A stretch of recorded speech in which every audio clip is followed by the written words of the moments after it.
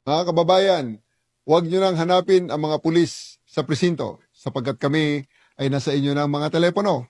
Dial 911, darating kami sa loob ng 5 minuto. Lilingkod sa bawat Pilipino at magbibigay ng tamang impormasyon para sa tahimik at maayos na Pilipinas. Police News Network, alagad ng batas, tagapagtaguyod ng balitang pulis, sandigan ng mamamayan, patnubay ng katotohanan. La Campo Crame, maghahatid ng pinakahuling kaganapan at nagbabagang balita. Ito ang PNN Police News Network. At ngayon, ang inyong mga tagapagbalita. Magandang araw, Bagong Pilipinas. Ako ang inyong tagapagbalita, tagataguyod ng Balitang Pulis, NUP Loreto Bonifacio Concepcion. At ngayong araw ng Biyernes, panibago na namang beauty queen ang ating mga kasama ngayong hapon bilang special guest co-host. Walang iba kundi si Doktora Evangeline May Castillo Robea, ang kasalukuyang Classic Mrs. Philippines International Global. Magandang hapon sa iyo, Doktora, at maraming salamat sa pagpunta dito sa Camp Crame at welcome sa ating programa, Doktor. Magandang hapon, Sir Eton, at sa lahat ng ating mga tagapanood ngayon. Huwag po nating kalimutan i-like, i-follow at i-subscribe ang page ng Philippine National Police, Police Community Affairs and Development Group, PICAG, Tagapag-ugnay at Police News Network. Kami po ay maghahatid sa inyo ng tamang balita, kwento ng pulis at serbisyo para sa mamamayan, at ito ang PNP News Online. Ang pangunahing balita ng Police News Network, alagad ng batas, tagataguyod ng Balitang Pulis. Transition po tayo.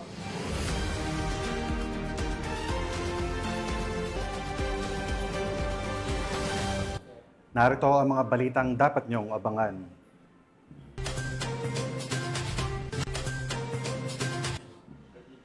Hindi isda kundi droga ang huli. Halos 14 milyong halaga ng shabu nasabat sa 2 mangingisda sa Dawis, Bohol. Miyembro ng Milisya ng Bayan, voluntaryong sumuko at tinalikuran ang madugong kilusan para sa kapayapaan. 2 katao arestado sa iligal na bentahan ng baril sa Marawi City.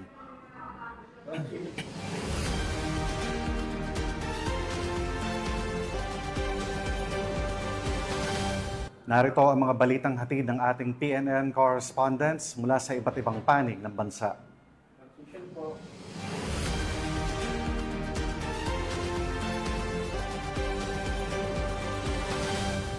Simulan natin ang balita mula sa bahagi ng Luzon.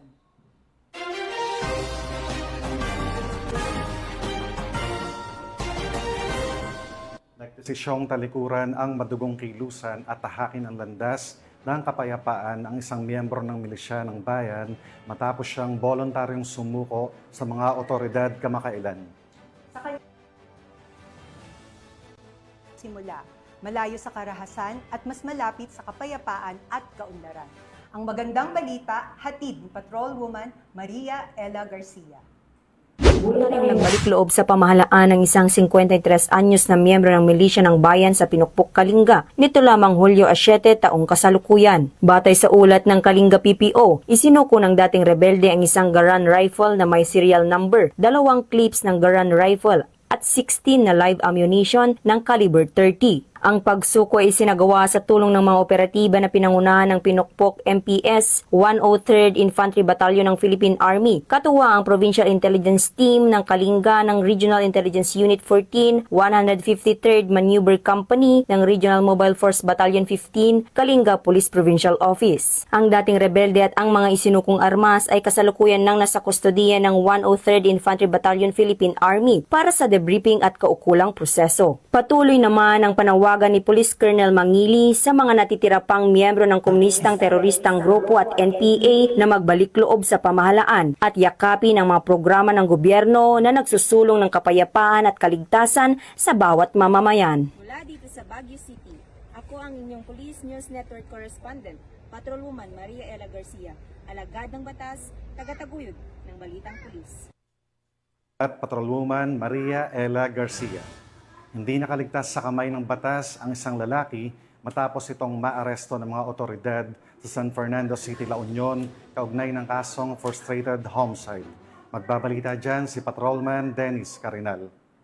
Estado ng mga operatiba ng City of San Fernando PNP ang isang most wanted person sa barangay San Agustin, San Fernando, La Union. Kinilala ni Police Lieutenant Colonel Rogelio B. Miedes, hepe ng City of San Fernando Police Station, ang akusado ni Alias Nardo, 49 years old, residente ng barangay Upper Banks, Barangay Puro, San Fernando, La Union. Dakong alas 3 ng hapon ng maresto ang nasabing akusado sa bisa ng warrant of arrest na nilagyan Honorable Robert T. Kawin, Presiding Judge, Regional Trial Court, 1st Judicial Region Branch 29, San Fernando City, La Union, sa kasong paglabag sa frustrated homicide at mayroong rekomendadong piyansang 24,000 pesos.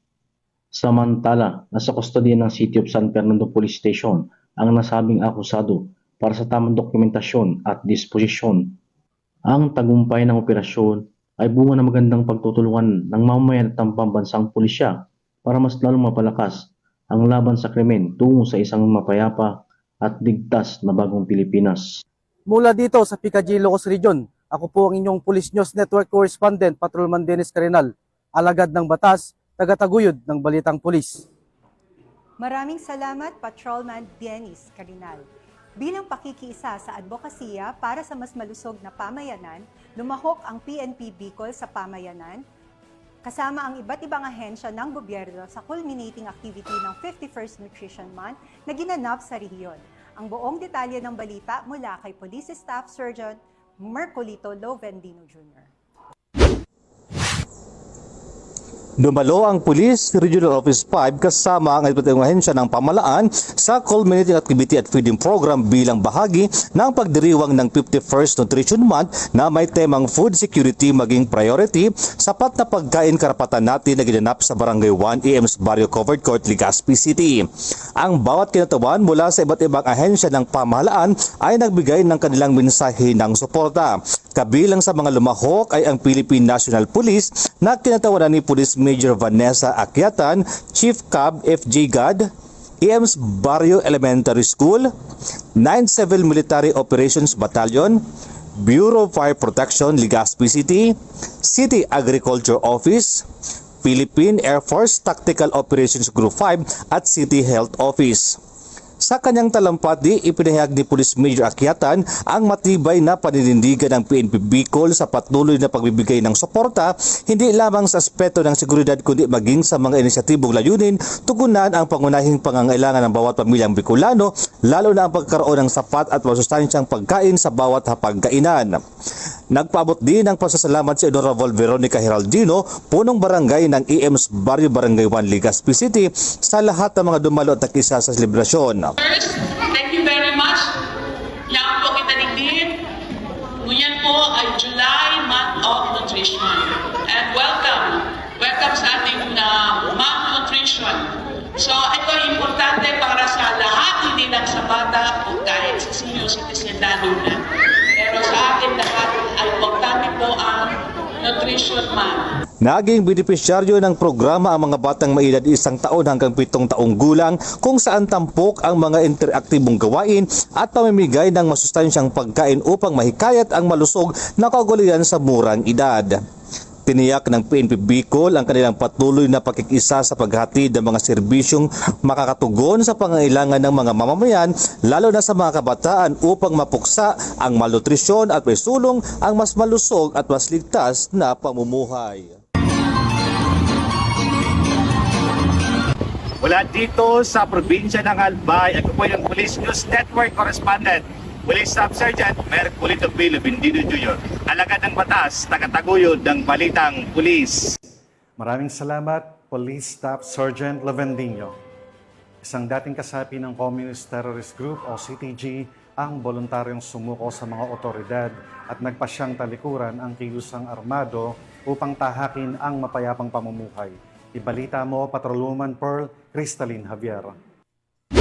Nagbalik loob sa pamahalaan ang dating miyembro ng Communist Terrorist Group sa mga tauhan ng Bulacan 2nd Provincial Mobile Force Company sa Barangay Sampaloc, San Rafael, Bulacan. Kinilala ni Police Lieutenant Colonel Ronnie Oplas Albino, Force Commander ng Bulacan 2nd PMFC ang sumuko na si Carey, 47 anyos, construction worker at residente ng Doña Remedios Trinidad, Bulacan, na dating miyembro ng CTG KLG Sierra Madre Squad 1 at kabilang sa periodical status report list ng 2001. Inilahad ni Carey na taong 1997 nang siya ay nirecruit ng isang kajimi at napilitang sumali sa kilusan dahil sa matinding kahirapan. Inamin niyang lumahok siya sa mga armadong engkwentro sa Sapang Munti at Bulacan-Bulacan at nagsilbi bilang tagasingil ng tinatawag na revolutionary tax. Tuluyan siyang kumalas sa kilusan noong 2002 upang bumuo ng sarili niyang pamilya. Kasabay nito, isinuko rin niya ang isang caliber 38 revolver na baril na walang serial number. Patuloy ang panawagan ni Police Colonel Angel L. Garciliano, Acting Provincial Director ng Bulacan Police Provincial Office, sa publiko na makiisa at makipagtulungan sa pagsukpo ng insurhensya. Hinihikayat din niya ang mga natitirang miyembro at taga-suporta ng CTG na magbalik loob sa pamahalaan, yakapin ang pagbabagong buhay kasama ang kanilang pamilya at maging aktibong taga-suporta ng kapayapaan at kaunlaran sa bansa. Mula dito sa Camp General Alejo S. Santos, ako ang inyong PNN correspondent, Patrolwoman Pearl Cristalin Javier, alagad ng batas, taga-taguyod ng Balitang Pulis. Maraming salamat, Patrolwoman Javier. Tunghayan naman natin ang mga balita mula sa Visayas.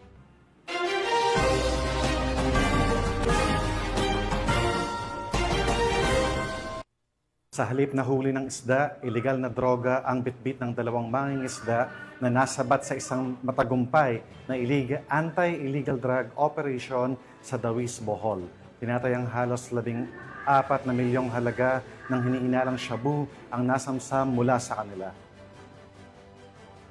A 9165 o Comprehensive Dangerous Drugs Act of 2002 ang kakaharapin ng dalawang naarestong suspect habang patuloy ang investigasyon upang tukuyin kung may mas malawak pang grupo ang kinilang kinabibilangan. Yan ang balitang hatid ni Patrolwoman Annalyn Canoon.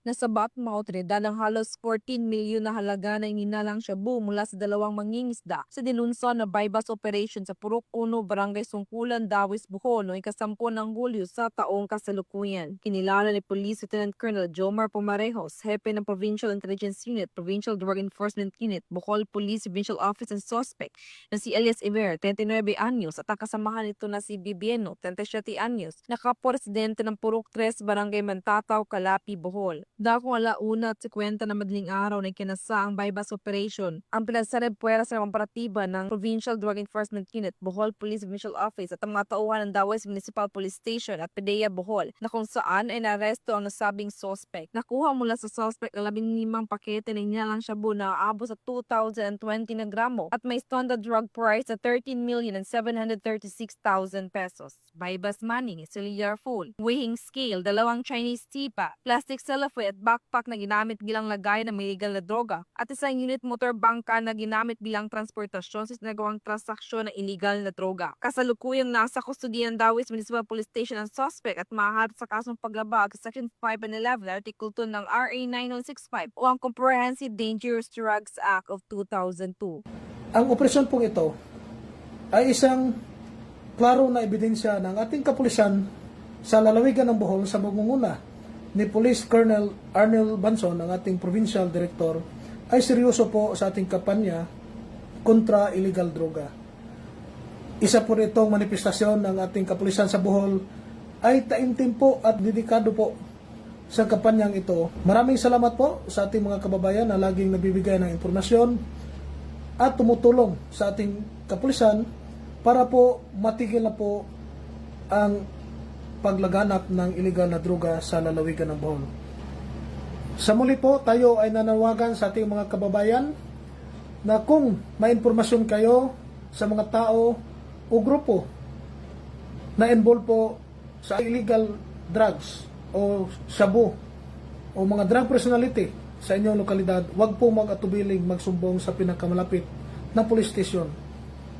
At pwede po tayong mag-dial din po sa 911 kung gusto niyo pong ma-responde ang isang krimen. Ang matagumpay na operasyon ay patunay lamang na mga kapulisan ay nagpapakita ng kanilang kakayahan, kasanayan sa pagsugpo ng iligal na droga at pagprotekta sa kaligtasan at kaayusan ng mamamayan para sa mapayapa na bagong Pilipinas. Mula dito sa Central Visayas, ako ang inyong Police News Network Correspondent, Patrolwoman Annalyn N. Canoog, alagad ng batas, tagataguyod ng Balitang Pulis. Maraming salamat, Patrolwoman Canoog. Buong sigla at aktibong partisipasyon mula sa mga estudyante ang bumungad sa isinagawang symposium ng kapulisan sa Antique National School na layuning palakasin ang ugnayan ng PNP at kabataan sa pamamagitan ng pagbibigay kaalaman sa mahalagang isyong panlipunan. Ang balitang hatid ni Patrolwoman Julibel Alvior sa report.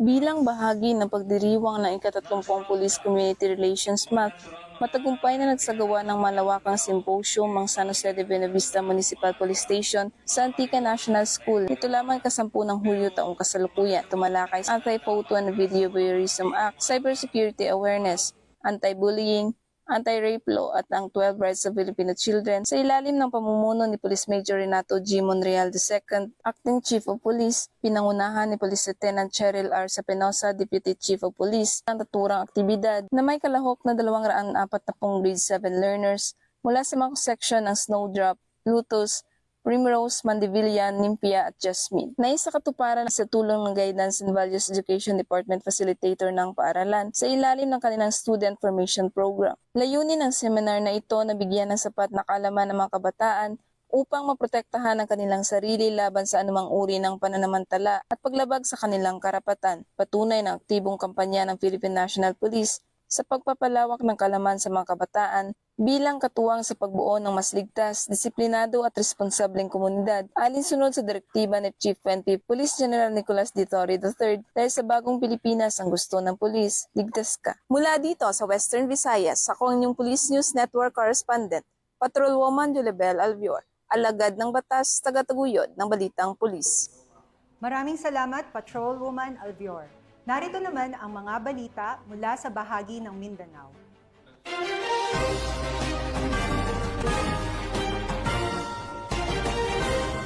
Huli sa akto ang 2 individual na sangkot sa iligal na bentahan ng baril sa ikinasang operasyon sa Marawi City. Ang nasabing operasyon ay bahagi ng pinaigting na kampanya ng Philippine National Police laban sa paglaganap ng loose firearms na maaaring magamit sa karahasan at terorismo, lalo na sa mga lugar na may kasaysayan ng kaguluhan. Yan ang tinutukan ni Patrolwoman Maria Senyora Agbuya.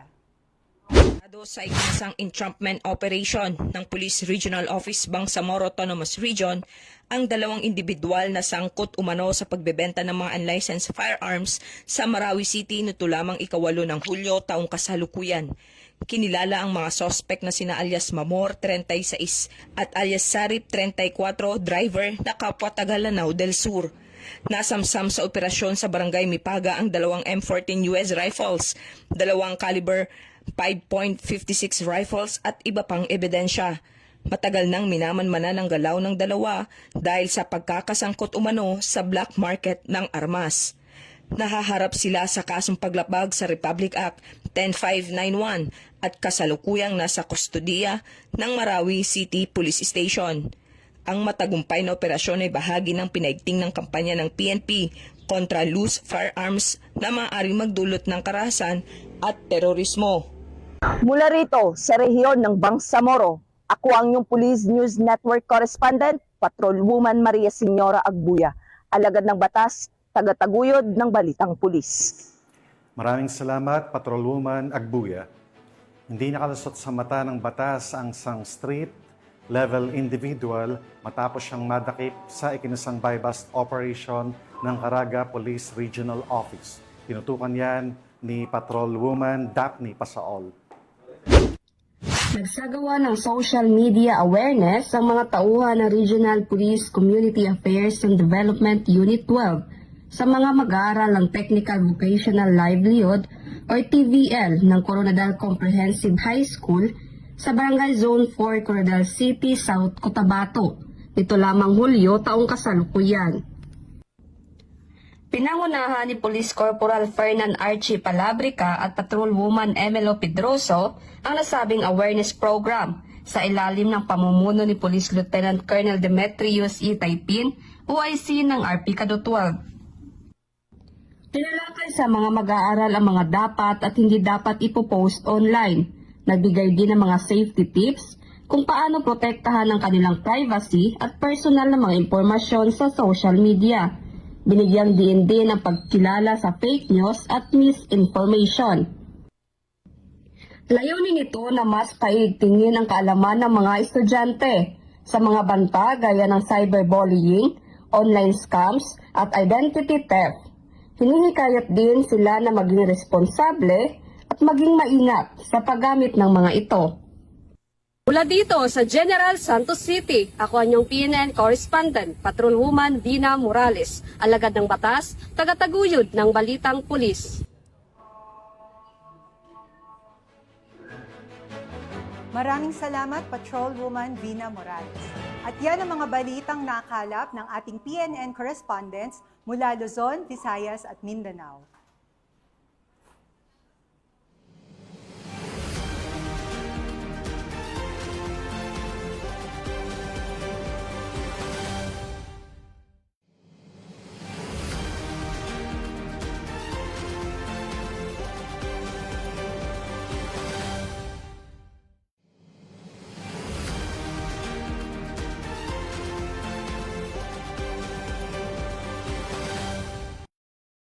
Ang nakalap ng ating PNN correspondents mula Luzon, Visayas at Mindanao. At bago tayo magtapos, gusto ko po ulit magpasalamat sa masusugid na manonood ng Police News Network at syempre pa sa ating special guest co-host ngayong hapon na si Dr. Evangeline May Castillo Robea, Classic Mrs. Philippines International Global 2025. Maraming salamat po sa pagpapaunlak sa aming imbitasyon na maging special guest co-host dito sa programang itong PNN. Doktora, baka meron kayong gustong batiin o pasalamatan o i-promote, Doktora? Maraming salamat, Police News Network, sa once-in-a-lifetime opportunity at experience dito. Nagpapasalamat din po ako sa organisasyon ng Mrs. Philippines International at sa aking mga fellow queens na kasama ko dito, si Queen Aya, Queen Sally at Queen Ruby. Ako po ay humihingi rin ng inyong suporta para sa aking upcoming Classic Mrs. International Global 2025 pageant sa Kuala Lumpur, Malaysia, come September 1 to 8. Hinihingi ko po sa inyo ang inyong dasal at pag-cheer para sa akin.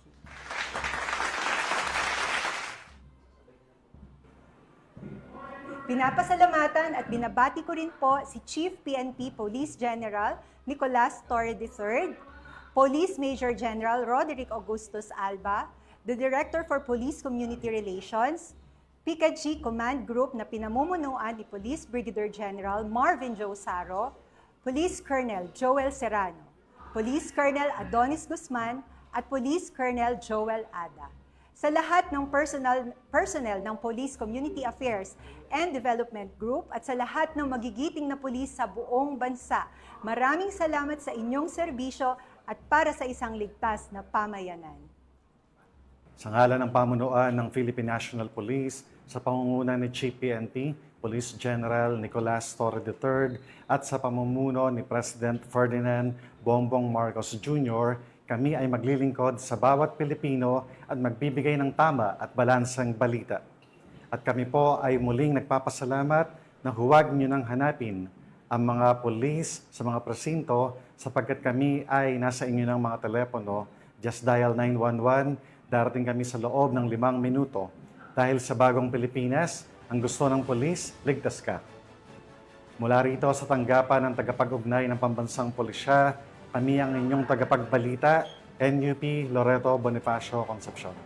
At ako naman po si Dr. Evangeline May Castillo Robea, Classic Mrs. Philippines International Global 2025. Maghahatid ng tamang balita, kwento ng pulis at serbisyo para sa mamamayan. At ito ang PNP News Online. Ang pangunahing balita ng Police News Network.